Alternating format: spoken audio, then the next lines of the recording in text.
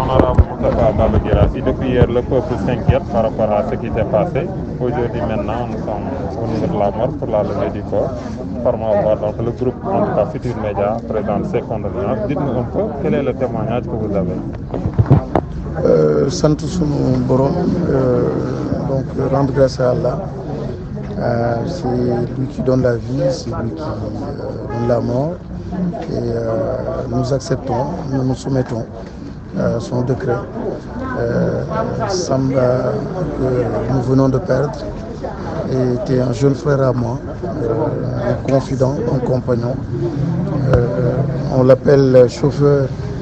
C'est vrai que c'est lui qui conduisait, mais c'est plutôt un ami, un très très proche. J'aimais bien être avec lui. C'est justement parce que j'aimais tellement être à côté de lui pour les longs voyages, les séjours en dehors de Kédougou, de Dakar. J'aime bien les passer avec lui. Donc il est parti brutalement.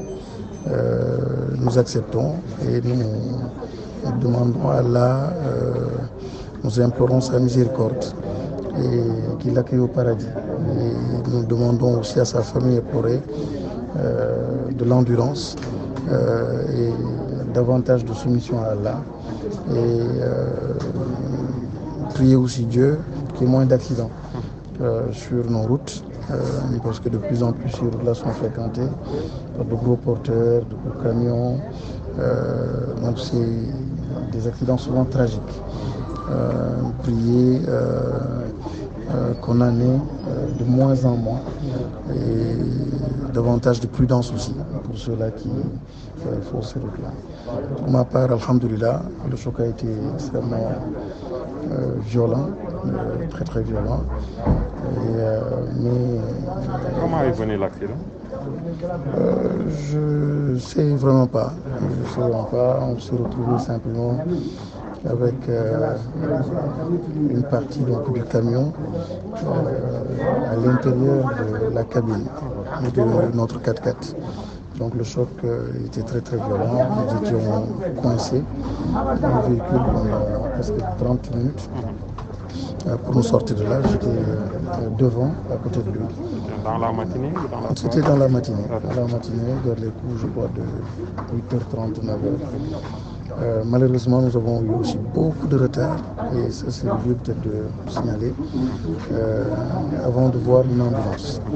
Ça a pris beaucoup de retard, avant de voir l'ambulance, avant de voir les sapeurs-pompiers. Et là aussi, exhortons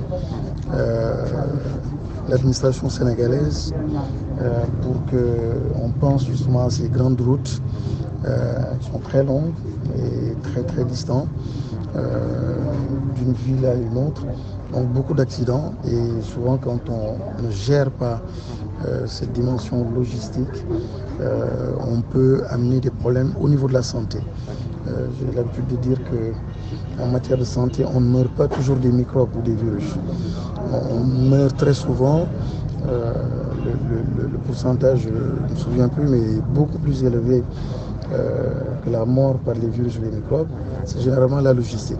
Le temps d'arriver, la prise en charge, et ainsi de suite. Mais c'est le lieu aussi de remercier l'hôpital régional de Tambacounda, sa directrice et tout le personnel. Très sincèrement, j'ai été agréablement surpris par le professionnalisme, par leur présence. Ils ont tout fait pour sauver la vie, tout fait aussi pour nous soigner. Mais bon, c'est Dieu qui décide. Et le défunt sera inhumé à? Il sera inhumé à Kédougou. Nous retournons sur Kédougou, malgré mon état de santé. Je tiens absolument à être présent, à l'accompagner. Lui perd sa vie. Donc moi, alhamdoulilah, je vais y être. Inch'Allah, nous allons partir dans 30 minutes, 40 minutes. Et l'inhumation est prévue pour 17h à Kédougou. Voilà.